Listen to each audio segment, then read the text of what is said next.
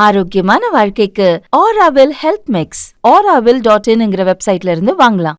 சில மாசத்துக்கு முன்னாடிங்க 3rd standard படிக்கிற ஒரு பெண் குழந்தை 9 வயசான பெண் குழந்தை தான் ஸ்கூல்ல கிரவுண்ட்ல விளையாடிட்டு இருக்கும்போது திடீர்னு மயக்க போட்டு விழுந்து ஹார்ட் அட்டாக்ல இறந்துட்டாங்க.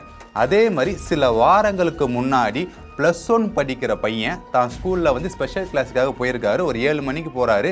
7:10 7:15 போய் கிளாஸ் ரூமில் பெஞ்சில் உட்காந்து அடுத்த நிமிஷமே மயக்கம் போட்டுறாரு. என்னன்னு சொல்லிட்டு ஹாஸ்பிட்டலுக்கு போய் பார்க்கும்போது அவர் ஆல்ரெடி இறந்துட்டாரு. அவருக்கு வந்து HOCM அப்படிங்கிற டிசீஸ் இருந்ததா கண்டுபிடிச்சு சொல்லியிருக்காங்க. இது மட்டும் இல்லாமங்க நிறைய குழந்தைங்கள் ரீசெண்ட் டேஸ்ல வந்து ஹார்ட் ரிலேட்டட் டிசீஸ்ல வந்து பாதிப்பு அடைகிறாங்க. இதுக்கெல்லாம் என்ன காரணம், அஸ் ஏ பேரண்ட்ஸா நம்ம என்ன பண்ணணும் அப்படிங்கிறத இந்த வீடியோல பார்க்க போறோம். குழந்தைங்களுக்கு ஹார்ட் ரிலேட்டட் பிரச்சனைகள் வரத்துக்கு 3 காரணங்கள் இருக்குன்னு சொல்றாங்க. அது என்ன காரணம், அது தெரிஞ்சுக்கிறதுக்கு முன்னாடி ஹார்ட் அட்டாக்னா என்னன்னு தெரிஞ்சுக்கலாம். நம்ம உடம்புக்கு எப்படி எல்லா பகுதிகளுக்கும் உறுப்புகளுக்கும் ரத்தம் தேவைப்படுதோ அதே மாதிரி ஹார்ட்டை ஒட்டி இருக்க பகுதிகளுக்கும் ரத்தம் தேவைப்படுது. அப்போ அந்த வால்வு மூலமா ரத்தம் போறது நிற்கப்பட்டு அதை ஸ்டாப் ஆச்சுன்னா, அடைப்பு மூலமா இருந்துச்சுன்னா அதை தான் நம்ம ஹார்ட் அட்டாக்னு சொல்றோம். இதுவே கார்டியோ அரெஸ்ட்னா என்னன்னு பார்த்தீங்கன்னா, நம்ம இதயத்துக்கு போகிற எலக்ட்ரிக் சிக்னல் சடனாக கட் ஆகிறதுனால இதயம் பம்ப் ஆகிறது நின்றோங்க. இந்த இதயம் பம்ப் ஆகிறதுனால தான் உடம்புல இருக்க எல்லா ஆர்கனுக்கும் ரத்தம் போகுது. இப்போ இதயமே பம்ப் ஆகலைன்னா ஆர்கனுக்கு எதுக்கும் ரத்தம் போகாது. அப்போது மற்ற ஆர்கன்ஸ் மூளையை விட ரொம்ப நேரம் ரத்தம் இல்லாமல் இருக்கும். ஆனால் மூளை பார்த்தீங்கன்னா சில வினாடிகள் வந்து ரத்தம் இல்லாமல் தான் இருக்க முடியும். அதுக்குள்ளே CPR பண்ண தெரிஞ்சவங்க இருந்தாங்கன்னா CPR பண்ணி அவங்களை காப்பாற்றலாம். இதை தான் கார்டியோ அரெஸ்ட்னு சொல்கிறாங்க. இதுதாங்க ஹார்ட் அட்டாக், இதுதாங்க கார்டியோ அரெஸ்ட். நம்ம தெரிஞ்சுக்கிட்டோம். நெக்ஸ்ட் என்ன பார்க்க போகிறோம்னா, இந்த 3 விஷயம் சொன்னல ஹார்ட் அட்டாக் வரதுக்கு, குழந்தைங்களுக்கு ஹார்ட் ரிலேட்டட் பிரச்சனைகள் வரதுக்கு காரணம்னு. ஃபர்ஸ்ட் ரீசன் என்னன்னு பார்த்தீங்கன்னா கன்ஜெனிட்டல் ஹார்ட் டிஃபெக்ட்ஸுங்க. இது வந்து குழந்தைங்க பிறக்கும் போதே ஹார்ட்டில் வந்து ஓட்டம் இருக்கும். இந்த வால்வு இருக்கு பார்த்தீங்கன்னா, ரத்தம் போகிற வால்வ்ஸ்லாம் பார்த்தீங்கன்னா அது பிரச்சனை இருக்கும். வெசில்ஸ் வந்து அப்நார்மலாக இருக்கும். இந்த மாதிரிலாம் இருக்கிறது பார்த்தீங்கன்னா கன்ஜெனிட்டல் ஹார்ட் டிஃபெக்ட் அப்படின்னு சொல்லுவோம். இந்த ஹார்ட்டில் ஓல் இருக்குதுன்றாங்களே அதுன்னு என்னன்னு பார்த்தீங்கன்னா, இப்போ இதுதான் நம்மளுடைய ஹார்ட். இதை வந்து நம்ம 4ஆக பிரிக்கலாம். இப்படி நம்ம 4ஆக பிரிச்சுன்னு வச்சுக்கோங்களேன். Right atrium, right ventricle, left atrium, left ventricle இப்படின்னு இருக்கும். இப்போது இந்த ரைட் சைடோடைய வேலை என்னென்னு பார்த்தீங்கன்னா, ஆக்சிஜன் இல்லாத ரத்தத்தை உள்ளே இழுத்து அதை லங்ஸுக்கு அனுப்பி, லங்ஸோடைய வேலை அங்கேருந்து ஆக்சிஜனை ஏற்றி லெஃப்ட் சைடு இருக்கிற ஹார்ட்டுக்கு அனுப்புறது தான். இப்போ இந்த இடத்துல இந்த ரத்தத்தை எடுத்ததுக்கப்புறம் அந்த வால்வு வந்து க்ளோஸ் ஆகணும். அந்த வால்வு க்ளோஸ் ஆகாதனால தான் நல்ல ரத்தமோ, அதாவது ஆக்சிஜன் இருக்கிற ரத்தமோ ஆக்சிஜன் இல்லாத ரத்தமோ ஒன்று சேருது. இப்போ நமக்கு வந்து மேலே இந்த இடத்துல பிரச்சனையா இல்லை கீழே இந்த இடத்துல பிரச்சனைங்கிற பொறுத்து ஹார்ட் வந்து பார்த்தீங்கன்னா ரொம்ப பெருசாக வீங்கவும் ஆரம்பிக்கும். இதுதான் அதுக்கான காரணம். ஒரு சில குழந்தைகள் பிறக்கும் போது பார்த்தீங்கன்னா ஹார்ட்டில் சின்ன ஓலோடு தான் பிறக்கிறாங்க. ஒரு 4 வயசுக்குள்ள அதுவே ஆட்டோமேட்டிக்காக மறைஞ்சிரும். அதனால எந்த பிரச்சனையும் இல்லைன்னு டாக்டர் சொல்கிறாங்க.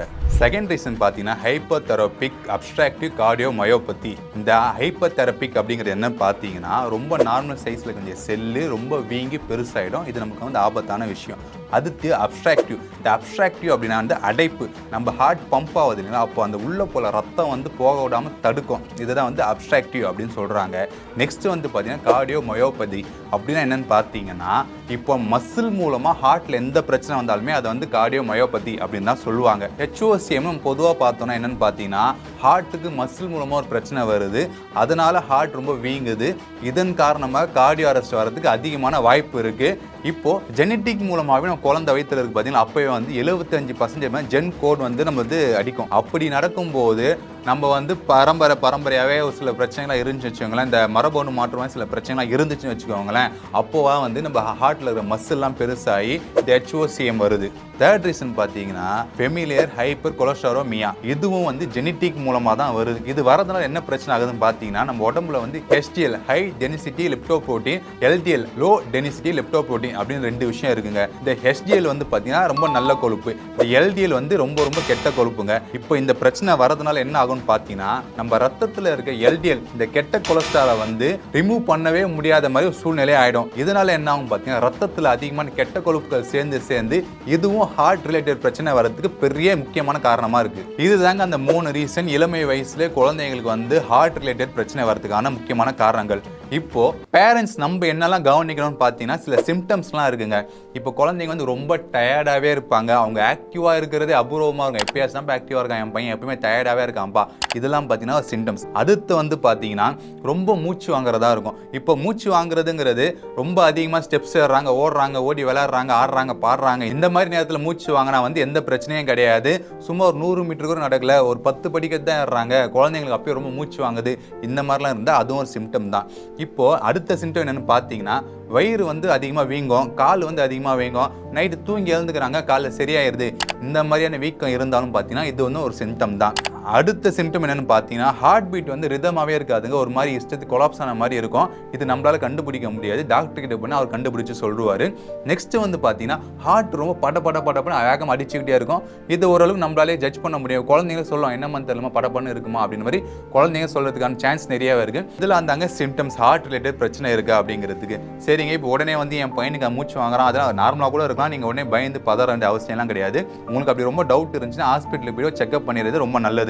இப்போது ஜெனட்டிக் வைஸாகவே இருக்குது அப்படின்னும் போது என்னெல்லாம் பண்ணலான்னு பார்த்தீங்கன்னா நம்ம முன்னோர்கள் அதாவது முன்ன போனீங்கன்னா எத்தனை பேர் வந்து இளம் வயதிலே வந்து ஹார்ட் அட்டாக் மூலமாகவோ இல்லை கார்டியோ அரெஸ்ட் மூலமாக இறந்துருக்காங்க அப்படிங்கிறத பாருங்கள். இல்லை கொஞ்சம் இறப்பு எண்ணிக்கை அதிகமாக இருக்குது, இல்லை வந்து நிறைய பேர் கார்டியோ அரெஸ்ட் இருக்குது, ஹார்ட் அட்டாக் இருக்குது, ஹார்ட் பிரச்சனை இருக்குது அப்படின்னு உங்களுக்கு தோணுச்சுன்னா ஒன்றுமே பண்ண வேணாம், உடனே நீங்கள் வந்து ஹாஸ்பிட்டல் போய் ஒரு செக்அப் பண்ணிடுங்க. அதே மாதிரி 12 வயசுலேருந்து 18 வயசு இருக்கும் வருஷத்துக்கு ஒரு தடவை வந்து ஸ்க்ரீனிங்காக பண்ணி பார்த்துருங்க. 18 வயசுக்கு மேலே 5 வருஷத்துக்கு ஒரு தடவை ஸ்க்ரீனிங் பண்ணிங்கன்னா போதும். இப்போ நம்மளால முடியும்னா வருஷத்துக்கு ஒரு தடவை கூட பண்ணிக்கலாம், இல்லை முடியாத பட்சத்தில் 5 வருஷத்துக்கு ஒரு தடவை ஸ்க்ரீனிங் பண்ணிக்கலாம். இது மட்டும் இல்லாமல் வேறு என்னெல்லாம் பண்ணலான்னு பார்த்தீங்கன்னா பிளட் டெஸ்ட் எடுக்கும்போது எல்டிஎல் லெவல் அதிகமாக இருந்தால் ஹாஸ்பிட்டல் போய் நீங்கள் பார்க்கும்போது டாக்டர் ஒரு டெஸ்ட்லாம் எடுக்க சொல்லுவாங்க. இந்த ECG, echo, lipid profile, genetic test, அப்படிலாம் என்ன டெஸ்ட் எடுக்கணும்னு டாக்டர் சொல்கிறாங்களோ அதெல்லாம் நீங்கள் எடுத்து கூட செக் பண்ணி பார்த்துடலாம். ஸோ நீங்கள் உடனே பயப்படாதீங்க, ரொம்ப டென்ஷன் ஆக வேண்டிய விஷயமே கிடையாது. ஏன்னா மேக்ஸிமம் இப்போ இருக்க டெக்னாலஜி மூலமாக வந்து சரிப்படுத்திடுறாங்க. ஸோ நீங்கள் இது மாதிரி இஷ்யூ இருக்குது உங்களுக்கு தோணுச்சுன்னா போய் ஒரு செக்அப் மட்டும் பண்ணிக்கோங்க, அவ்வளோதான். இப்போ நம்ம பேரண்ட்ஸ் நம்மள என்ன பண்ணணும்னு பார்த்தீங்கன்னா குழந்தைங்களுக்கு ஹெல்த்தியான ஃபுட்டு கொடுக்கணும். அவங்க வந்து பார்த்தீங்கன்னா ஜங்க் ஃபுட் கேட்பாங்க, சாட் ஐட்டம் கேட்பாங்க, ஸ்நாக்ஸ் கேட்பாங்க, ஆயில் ஐட்டம் கேட்பாங்க, இதெல்லாம் கேட்க தான் செய்வாங்க. அது வந்து நம்ம கொடுக்கவே வேணாம்னு சொல்ல, மாதத்துக்கு ஒரு தடவை வாரத்துக்கு ஒரு தடவை மட்டும் கொடுத்துட்டு ஹெல்த்தி ஃபுட்ஸை வந்து ரெகுலராக மார்னிங், ஆஃப்டர்நூன், ஈவினிங் வந்து கொடுத்து பழகுங்க. அது மட்டும் இல்லாமல் முக்கியமான விஷயம் என்ன பார்த்தீங்கன்னா குழந்தைங்களை ஒரு நாளைக்கு 1 மணி நேரம் அட்லீஸ்ட் வெளியே விளையாட விடுங்க. அந்த விளையாடும் போது தான் பார்த்தீங்கன்னா உடம்பு ஹைப்பாக இருக்கும், அவங்க ஓடுவாங்க, ஓடி வருவாங்க, மூச்சு வாங்கும், அது வந்து அவங்களே சரி பண்ணணும், உடம்பு அந்த ஹீலிங் ப்ராசஸ் எடுத்துக்கும். இப்போ திடீர்னு இன்றைக்கி ஒரு நாள் ஓடும்போது தான் அந்த பிரச்சனை வருது. இப்போ திடீர்னு வந்து நான் பையன் டெய்லியும் விளையாடுவான்ப்பா ஓடுவான்னு பார்த்தீங்கன்னா எந்த பிரச்சனையும் கிடையாது. திடீர்னு ஒரு நாள் 100 படிக்கட்டு ஏறுறாரு, இல்லை ஓடுறாரு, வேகமாக ஓடுறாரு, இந்த மாதிரி போது தான் இந்த கார்டியோ அரெஸ்ட் வருது, ஹார்ட் அட்டாக் வரதுலாம் காரணமாக இருக்குது. அதே மாதிரிங்க பசங்களுக்கு வந்து ஒரு சில விஷயங்கள் வந்து நம்ம சொல்லிக் கொடுக்கணுங்க. ஸ்லீப்பிங் டைம் ரொம்ப முக்கியம். ஒரு நாளைக்கு 8 மணி நேரம் தூங்கணும்னு சொல்கிறாங்க, இல்லை 6 மணி நேரம் தூங்கணும்னு சொல்கிறாங்கன்னா அந்த ஸ்லீப்பிங் டைம் குழந்தைங்களுக்கு நம்ம சொல்லிக் கொடுக்கணும். இப்போ 10 மணி ஆகுது பார்த்தா அவன் தூக்கிடணும், ஆட்டோமேட்டிக்காக தூக்கத்துக்கு போகிற மாதிரி ஸ்லீப்பிங் டைம் சொல்லிக் கொடுக்கணும். காலை 6 மணிக்கு ஆனால் ஆட்டோமேட்டிக் அலாரமே இல்லாமல் எழுந்துக்கணும், அந்த மாதிரி நம்ம சொல்லிக்கணும். ஸோ இந்த விஷயங்கள் பேரண்ட்ஸ் நம்ம வந்து ஸ்லீப்பிங் டைம் வந்து சொல்லிக் கொடுக்கணும். இப்போ குழந்தைங்களுக்கு வந்து எமோஷனை கண்ட்ரோல் பண்ணுறது எப்படின்னு நம்ம சொல்லிக் கொடுக்கணும். இப்போ ஒரு விஷயம் வந்து இப்படி ஆயிடுச்சுன்னா அதிகமாக கோவப்படுறது, சோகமாக இருக்கிறது, இந்த மாதிரியான விஷயங்கள் இல்லாமல் நம்ம கூட சேர்ந்து ஃப்ரெண்டு மாதிரி பேசி இதெல்லாம் ஒன்றும் இல்லை பார்த்துக்கலாம், என்ன இப்போ லப்பர் தொலைஞ்சிருச்சா விட புது லப்பர் வாங்கிக்கலாம் என்ன, இந்த மாதிரி சொல்லிட்டு பசங்களுக்கு வந்து லப்பருங்கிறது ரொம்ப பெரிய விஷயம், ஷார்ப்னு ரொம்ப பெரிய விஷயம், நமக்கு அது ரொம்ப சாதாரணமாக இருக்கலாம், பசங்க ரொம்ப பெரிய விஷயம். ஸோ இந்த மாதிரி அவங்க வந்து எமோஷ்னலாவோ அவங்க வந்து ஸ்ட்ரெஸ்ஸை ரொம்ப ஆக்க விடாமல் அவங்களுக்கு ஒரு மணி விளையாட விடுறது, அவங்க ஸ்லீப்பிங் டைம் சொல்லிக் கொடுக்குறது, எமோஷன் எப்படி கண்ட்ரோல் பண்ணி சொல்லி தரது, இந்த மாதிரி விஷயங்கள் பண்ணிங்கன்னா ரொம்ப ரொம்ப பெஸ்ட்டு. குழந்தைகள் வந்து ஹார்ட் ரிலேட்டட் பிரச்சனை வரதுக்கு வாய்ப்பு ரொம்ப கம்மியாக இருக்குது. இது மட்டும் இல்லாமல் உங்களால் முடிஞ்ச வருஷத்துக்கு ஒரு தடவை குழந்தைங்களை போயிட்டு ஹாஸ்பிட்டலில் ஒரு ஃபுல் பாடி செக்கப்பும் பண்ணிடுங்க. இது தாங்க இந்த வீடியோவில் நம்ம சொல்ல வந்த விஷயம். ஸோ வந்து ஏன்னா இளம் வயசுலேயே வந்து நிறைய பேர் வந்து இறக்குறாங்கன்னும் போது இதுக்கான காரணங்கள் பார்க்கும்போது 3 விஷயங்கள் தான் ஜெனட்டிக் மூலமாக தான் இருக்குது அப்படின்னு மாதிரி சொல்கிறாங்க. அது மட்டும் இல்லாமல் நம்ம உடம்போட அந்த வேலைப்பாடுகள்லாம் ரொம்ப குறைஞ்சி போச்சு, நம்ம ஓடுறது ஆடுறதுலாம் ரொம்ப குறைஞ்சிருச்சு. ஸோ அந்த மாதிரி விஷயம் அதிகமாக பண்ணுவோம். இது மட்டும் இல்லாமல் பார்த்தீங்கன்னா இப்போ ஒரு 1.5 வயசு குழந்தைக்கு வந்து மாத்திரை கொடுக்கும்போது மாத்திரை வந்து தொண்டையில் சிக்கிருச்சு. அதே மாதிரி ட்ரெயினில் ஒரு பையன் வந்து சாக்லேட் சாப்பிட்டு தொண்டையில் சிக்கிருச்சுங்க. இந்த மாதிரியான விஷயங்கள் உயிருக்கே ஆபத்து. இந்த மாதிரி ஃபுட் ஷோக் ஆகும்போது என்ன பண்ணணும் அப்படிங்கிற வீடியோ ஆர்டர் நம்ம பண்ணியிருக்கோம். அது வந்து என் ஸ்க்ரீனில் வைக்கிறேன். அஸ் ஏ பேரண்ட்ஸாக நம்ம கண்டிப்பாக தெரிஞ்சுக்க வேண்டிய விஷயம், கண்டிப்பாக தெரிஞ்சுக்கோங்க. பாருங்கள், உங்களுக்கு வேறு சந்தேகங்கள் இருந்தால் கமெண்ட்டில் பண்ணுங்கள், கண்டிப்பாக அதை பற்றியே வீடியோ போடுறோம். நன்றி.